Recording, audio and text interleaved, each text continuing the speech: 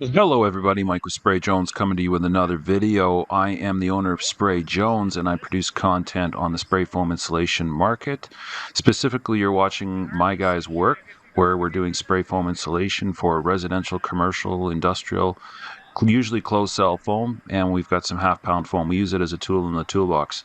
Today, we are going to discuss the fastest way to save money when you are getting spray foam insulation. Now, this is a big subject. The price of everything has gone up, and people are always looking for a way to do savings. But I advocate that my clients, if they're talking to us about savings, that they do only things that are generally going to be sensible. That doesn't mean I'm not a big fan of the flash and bat. I've got specific videos on that. You can find that here on this channel on how not to be cheated on the playlist. Check it out. But if you are going to be doing wood frame construction, maybe you're doing a new dentist office, or you're doing a commercial rental unit that's you're going to be putting tenants in, it's a single story, or you're building a 1 or 2 story home. Either way, I think one of the best ways to save money with closed cell or even open cell foam is to be putting some type of rigid exterior insulation up.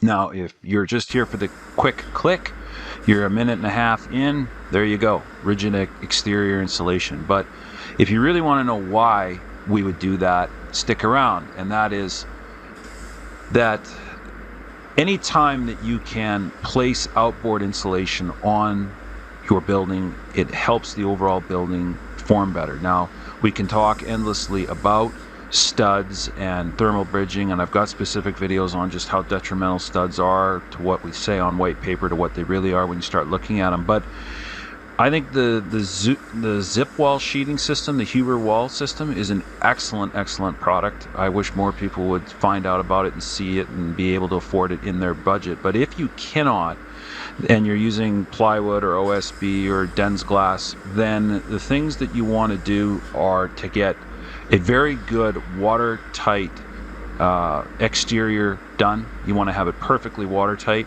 so that you're not having moisture getting in behind your board, and then have a really good, well quality board installed up against the exterior sheeting, insulated rigid styrofoam. And then you can have all of the seams taped and the exterior done. That's between you and your exterior siding person. Now, when the spray foam guy comes into it, that means that 1 or 1.5 or 2 inches of outboard insulation has already been placed on the home. Now, the reason that 1.5 is really the most common is because dimensional lumber is 1.5 inches. So your window details and your trim details and your corner details can all be furred out quite easily just using 1.5 inch lumber. So with 1.5 inches of rigid styrene or whatever product you plan on putting to the exterior, you can then downgrade the amount of spray foam that you need on the inside. So it doesn't need to be quite as thick, and there's your savings. Now you're using the spray foam to provide your inner air barrier, moisture barrier, and all of that. So, like, let's say you're building a 2x6 structure. Might get the client to put 1.5 inches of rigid on the outside, and then we're going to be putting a downgraded amount, maybe 2 or 3 inches, depending on what your code is. Like, all the codes are different. Canadian code is different from United States. If you're starting with a lesser mandatory values, well, then you can decrease the amount of spray foam respectively. I'd say if you were in a state where you're calling for like an R13 or 14 maximum anyhow, and you've already got an R6 or an R5 on the outside, maybe you only need 2 inches of foam or 1.5 inches of foam on the inside. So utilize the exterior rigid insulation and a really good waterproofing system on the outside to protect it, because you don't want to get water back in behind the styrofoam and have that wet getting in back behind your rigid and then being sandwiched between the spray. That wouldn't be good, especially if you've got plywood. It's going to get wet, it stays wet, it's going to die eventually.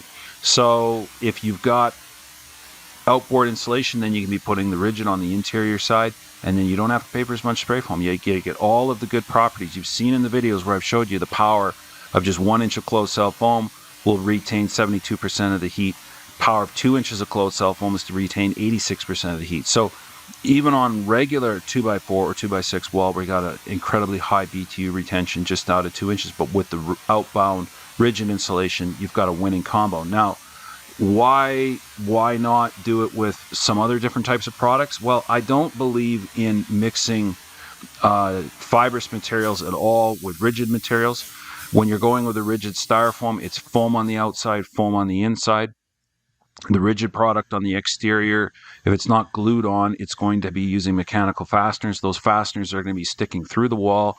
Those are direct thermal shorts here. If you're in a cold weather climate, those are the areas with like a batted wall where frost can get around the nails, around the screws, sticking through the rigid insulation, brings moisture into the wall, can begin to rot the wall out from the inside out.